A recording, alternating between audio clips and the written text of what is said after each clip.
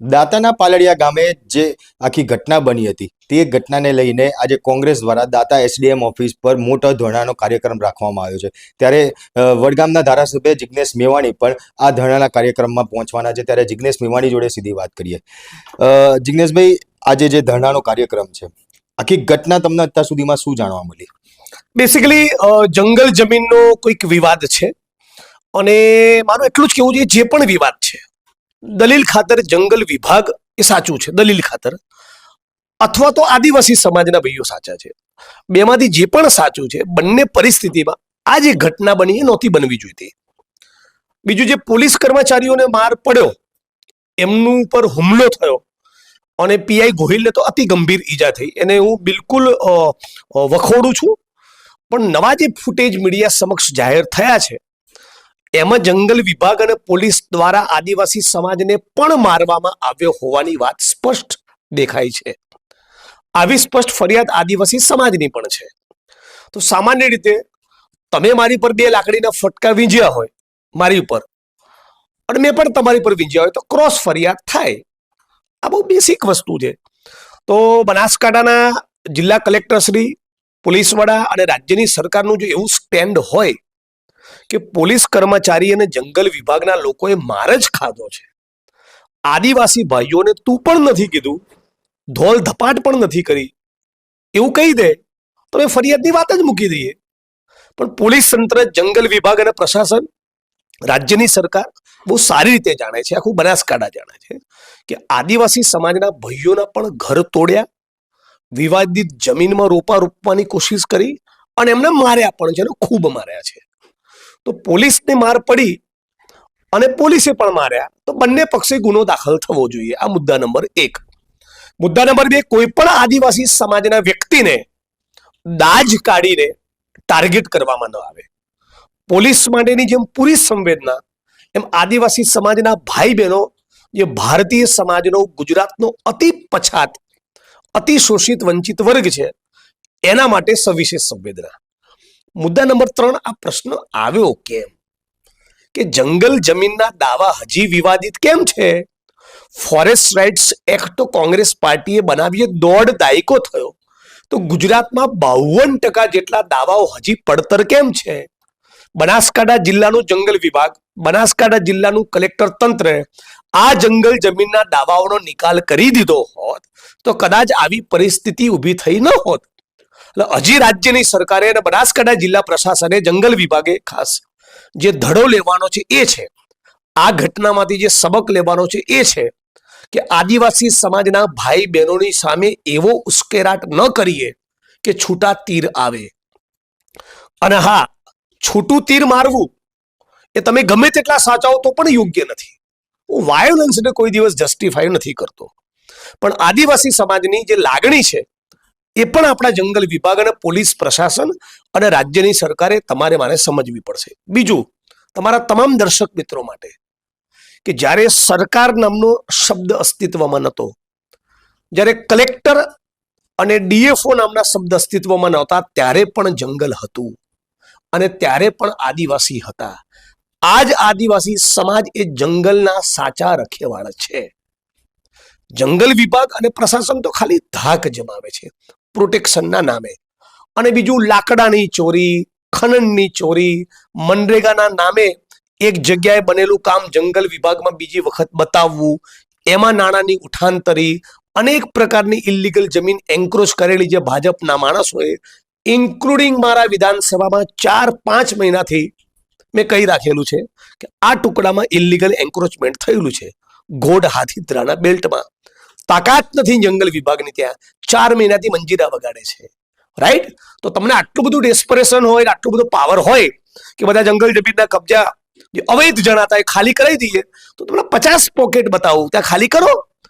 ગરીબડો, કુપોષિત આદિવાસી, એને ડરાવવો, એને ધમકાવવો, એની જમીનમાં રોપા ઘુસેડવા, એનું ઘર તોડી પાડવું, એની ઉપર પાવર કરવો અને પછી વિક્ટિમ બનવું, એ યોગ્ય નથી. એટલે મારી એક જ માગણી છે કે ન્યાયિક તપાસ તો થવી જોઈએ, પણ જે પલ્લું છે એ ગરીબ આદિવાસી તરફ જ ઝૂકવું જોઈએ.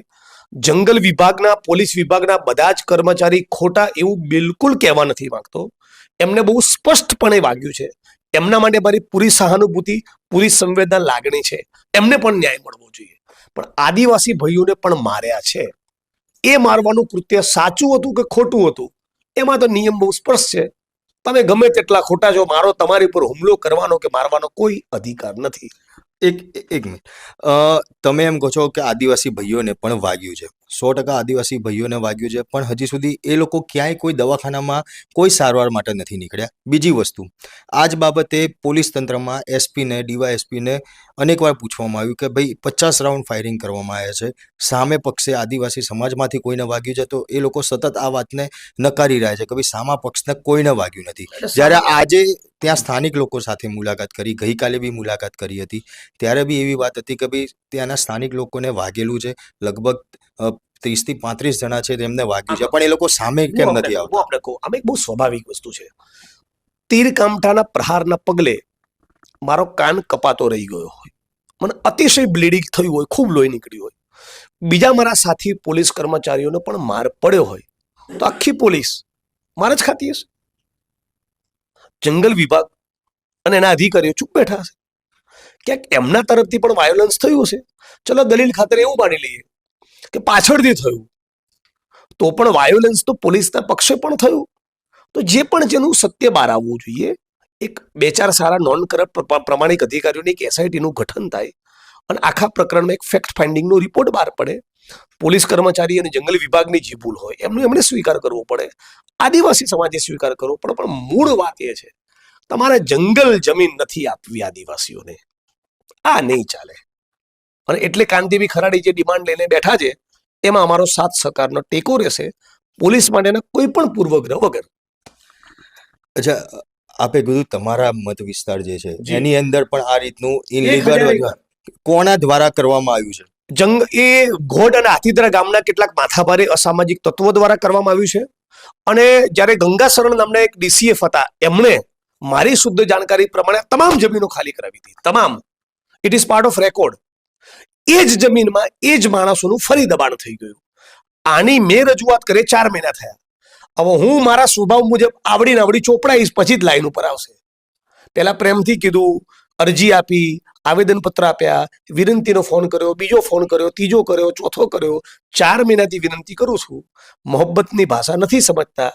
થરાદ જેવો કરંટ આપીશ એટલે કે જિગ્નેશભાઈની ભાષા નથી સારી, તમારી જોડે ડિબેટ કરાવશે મારી ભાષા પર, પણ શાનમાં નહીં સમજે.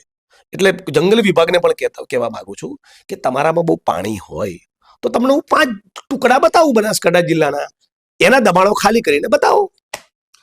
અચ્છા, જે આખું જે ઘટના જે અત્યારે હાલ પાલોડિયા ગામમાં જે ચાલી રહી છે, તે ગામની જો વાત કરવામાં આવે, સામા પક્ષે જો હજી પણ ફરિયાદ કરવામાં નથી આવી, એ લોકોનો આરોપ છે કે પોલીસ સાથે જ ફરિયાદ કરવા માટે જવા માટે એમને ક્યાંક ડર લાગી રહ્યો છે. બિલકુલ. તો હવે એમને ફરિયાદ કરવા માટે કઈ રીતે સપોર્ટ તમારા લોકો દ્વારા મારો તો તમામ પ્રકારનો સપોર્ટ રહેશે, પણ હું ઈચ્છું છું કે જંગલ વિભાગ, બનાસકાંઠા પોલીસ તંત્ર એવું કે તમારી સાથે જે પણ બન્યું છે, આવો તમે ફરિયાદ લખાવો, અમે બેઠા છીએ. હવે ડરનો માહોલ ઉભો કરે, કેમ કે તમને પોલીસ તંત્ર ઉપર હુમલો થયો છે, એના કારણે પોલીસ ડરનો માહોલ આદિવાસી સમાજમાં બનાવે તો યોગ્ય નથી ને, એવો તો માહોલ બનાવવા બી નહીં દઈએ. બરાબર, તમે વિક્ટિમાઇઝ થયા છો, તમે તમારી સાથે સિમ્પથી છે, પણ એના કારણે આદિવાસી સમાજને કોઈ ડરાઈ દે એ બધું ભૂલી જજો, એ બધું નહીં ચલાવી લઈએ. ખાસ જે પોલીસની વાત કરવામાં આવે, જે ગઈકાલે એક અર્જુન મોઢવાડિયાનું જે વન મંત્રી છે તેમનું બી એક નિવેદન સામે આવ્યું હતું. એના 2 દિવસ પહેલા બી ભાજપના નેતાનું નિવેદન સામે આવ્યું હતું. એ લોકોએ જે પોલીસ કર્મચારીઓ જે ઘાયલ થયા છે તેમની મુલાકાત કરી હતી, પણ હજી સુધી જે વિસ્તારની અંદર જે જગ્યા ઉપર આખો બનાવ બન્યો છે કે જે આદિવાસી લોકો છે તે લોકો સાથે હજી સુધી કોઈ મુલાકાત કરવામાં નથી આવી. ભારતીય જનતા પાર્ટીના મંત્રી અને તમામ નેતાઓને એટલું જ કહેવાનું કે આ ઘટનામાંથી તમારે જે ધડો લેવાનો છે, સબક લેવાનો છે, એ છે કે જંગલ જમીનના તમામ પડતર દાવાઓનું ફક્ત બનાસકાંઠા જિલ્લો, દાંતા, અંબાજી, અમીરગઢ નહીં, આખા ગુજરાતમાં તમામ દાવાઓનો નિકાલ કરી દો ને, આવી ઘટના જ ના બને. અને મુદ્દા નંબર 2, તમને દબાણો ખુલ્લા કરવાનો બહુ શોખ હોવ તો મારા જ વિધાનસભા ક્ષેત્રની જમીનનો ટુકડો બતાવું છું, 1000 વીઘા કે 1000 એકરમાં દબાણ છે, કરાવો ખાલી.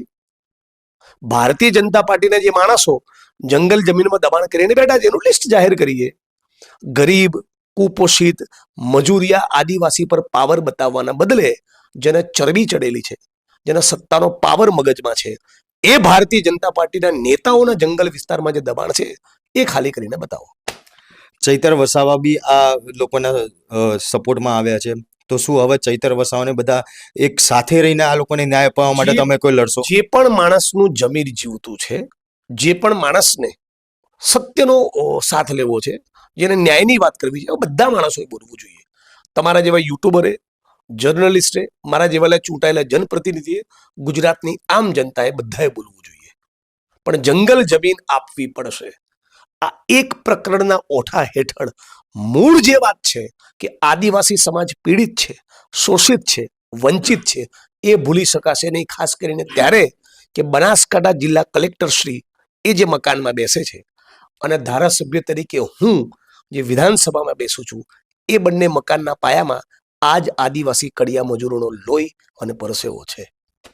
તો બિલકુલ આ હતા જિજ્ઞેશ મેવાણી, કે જેમનું કહેવું છે કે ભલે પોલીસને માર પડ્યો છે એ સિમ્પથી પૂરેપૂરી છે, પરંતુ આદિવાસી સાથે અન્યાય થશે એ ચલાવી લેવાના નહીં આવે, અને સાથે જે જંગલ ને જમીનની વાત છે એ પણ તેમને તેમનો હક છે તે અપાવવામાં આવશે. ત્યારે આ જ બાબતને લઈને તમારું શું માનવું છે તે કોમેન્ટ બોક્સમાં જરૂરથી જણાવજો. સાથે જ અમારી લલકાર ન્યૂઝ ચેનલને લાઇક, શેર અને સબસ્ક્રાઇબ કરવાનું ભૂલશો નહીં. આભાર. આપના પોતાના પ્લેટફોર્મ લલકારને લાઈક કરો, ફોલો કરો, સબસ્ક્રાઇબ કરો અને શેર કરો.